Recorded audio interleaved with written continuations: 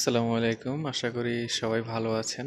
তো আজকে আমি যে ভিডিওটা করছি, এটা আপনারা সামনে যেটা দেখতে পাচ্ছেন এটা হচ্ছে মাউথ ওয়াশ বলে। এখানে বিভিন্ন কোম্পানির মাউথ ওয়াশ আছে, Colgate, Listerine, off white, doctor organic, অনেকগুলো কোম্পানি আছে যেগুলো তারা মাউথ ওয়াশ প্রস্তুত করে। তো আসলে মাউথ ওয়াশ কি আমরা অনেকেই জানি না। আমরা বাঙালিরা বিশেষ করে মাউথ ওয়াশ সম্পর্কে আসলেই জানি না। তো মাউথওয়াশের কাজ কি দেখবেন। আহ, আমরা যখন ডেন্টিস্টের কাছে যাই, তো তখন ডেন্টিস্ট দাঁত তোলার পরে অথবা দাঁতে কোনো সমস্যা থাকলে, মাড়িতে কোনো সমস্যা থাকলে তো মাউথওয়াশ ইউজ করতে বলে এবং নিয়মটাও বলে দেয়। তো আসলে মাউথওয়াশের কাজটা কি?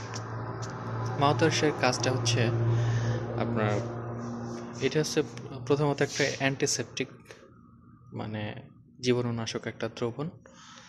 তো এটা মুখের ভিতরে যে ব্যাকটেরিয়া থাকে সেগুলোকে ধ্বংস করাই মাউথওয়াশের কাজ। এবং মাড়িতে যদি কোনো ক্ষত থাকে সেগুলোকে দ্রুত সারিয়ে তোলে। মুখে যেমন দুর্গন্ধ থাকে, ব্যাকটেরিয়ার কারণে অনেক সময় মুখে দুর্গন্ধ হয়, তখন এইটা ব্যাকটেরিয়াকে ধ্বংস করে এবং মুখের দুর্গন্ধ দূর করে। তাছাড়াও আপনার যে মাউথওয়াশগুলোতে ফ্লুরাইড যুক্ত থাকে সেগুলো দাঁতের শক্তি বৃদ্ধি করে, দাঁতের অ্যানিমেল রক্ষা করে। তো এইসব কারণে মাউথওয়াশ মূলত ব্যবহার করে থাকে।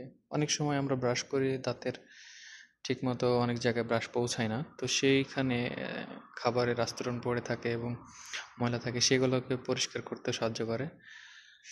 তো এটি ব্যবহারের নিয়ম, যখন চিকিৎসকের কাছে যাবেন চিকিৎসক নিজেই বলে দেবে যে এটা কীভাবে ব্যবহার করতে হয়।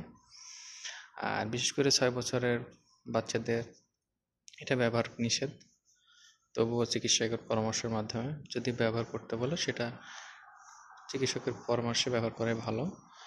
আর